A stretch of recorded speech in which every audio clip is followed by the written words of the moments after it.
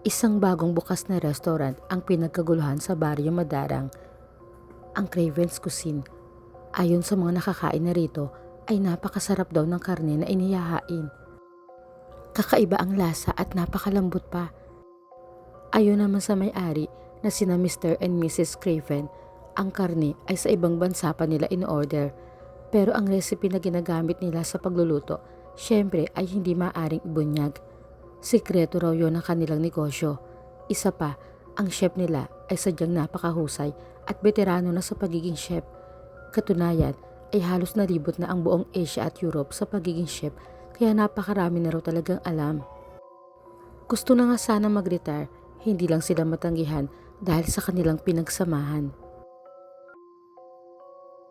Si Anika ang isa sa 10 staff na kinuha ng mag-asawang may-ari ng restaurant.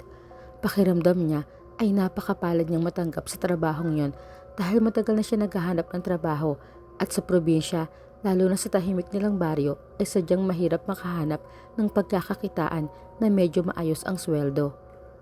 Ang nakakapagtaka nga, kahit nasa medyo liblib na sila, ay naging patok ang restaurant na talaga namang dinarayo ng mga kalapit baryo at maging ng mga bayang malayo-layo na sa lugar. Isang gabi, sa gitna ng kaabalahan ni Anika sa pagsaserbisyo sa mga customers ng restaurant, ay nakuha ng isang babae ang atensyon niya. Ang babae na nakatayo sa harap ng puneraryang kaharap nila.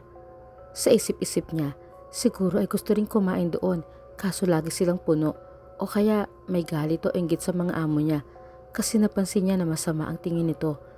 Ituturo sana niya sa kasamahan niya pero wala na rin ang babae. Mula noon ay lagi na niya nakikita ang babae sa harap ng punerarya na lagi nakatingin sa restaurant. Yung tingin na makahulugan, nakakatakot, pero hindi na niya pinag-aksayahang ikwento pa sa mga kasama. Itunoon na lang niya ang isip sa napakaraming customers na sunod-sunod ng dadatingan. Ngunit hindi niya akalain na hanggang sa panaginip ay makikita niya ang mahiwagang babae sa harap ng punerarya. Sa panaginip niya ay umiiyak ito habang kunot na kunot ang noong nakatingin sa restaurant. Nang pauwi na siya galing sa trabaho, ay nakita na naman niya ang babae. Kinabahan siya na makitang palapit ito sa kanya. Hindi agad siya nakaiwas. Anang babae, ngayon pa lang ay sinusunog na sa impyerno ang kaluluwa ng mga amo niya dahil sa gawain nila. Tinanong ni Anika kung bakit. Nagimbal siya sa isinagot ng babae. Dahil ang mga karne raw na ginagamit sa restaurant na yon ay mula sa karne ng mga tao, karne ng mga bangkay na hindi natutubos sa puneraryang yon at kapag nauubusan ay tumatapyas pa sa mga bangkay na ibinuburol doon. Nang biglang tumunog ang cellphone ni Anika, ang nanay niya sa kabilang linya, namatay na raw ang tatay niyang nasa ospital kaya hindi na inintindi ni Anika ang babae.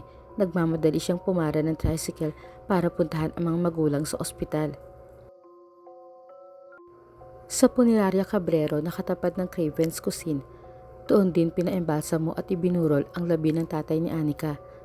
Sa unang gabi ng burol, habang nakatitig si Anika sa labi ng ama, ay napansin niyang tila pumayat ito ng husto.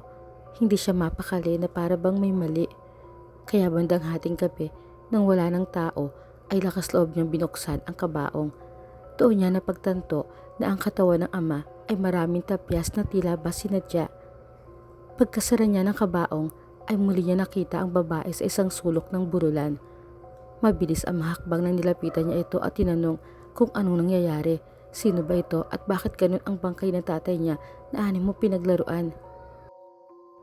Anang babae, sinabi na raw niya ang dahilan pero hindi nakinig sa kanya si Anika.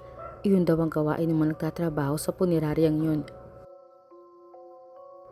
Hindi makapayag si Anika na naging biktima ng ganoong gawain ng kanyang ama, kaya sinabi niya ayon sa ina. Tinulungan naman sila ng mga kamag-anak na maipabatid sa mga kinauukulan ang nangyayaring kabuktutan sa punerarya na may kaugnayan din sa restaurant na pinagtatrabahuhan niya. Ang naging resulta ng investigasyon, ang Craven's Cuisine ay bumibili ng mga karne ng tao sa mga tauhan ng punerarya na nakipagsabwatan sa kanila. Ang may-ari ng punerarya ng matandang lalaki ay napatunayang walang kinalaman, kaya naman ang mga tauhan ng Punerarya Cabrero at ang may-ari ng Craven's Cuisine kabilang ang chef ay pare-parehong bumagsak sa kulungan. Nang tanungin si Anika kung paano niya nalaman yun, ay sinabi niya sa mga otoridad na isang babae ang nagsabi sa kanya. Hindi niya naitanong ang pangalan, pero nang ilarawan niya ang babae, tumugma ito sa anak ng may-ari ng punerarya na siyang unang naging biktima raw ng mga tauhan doon.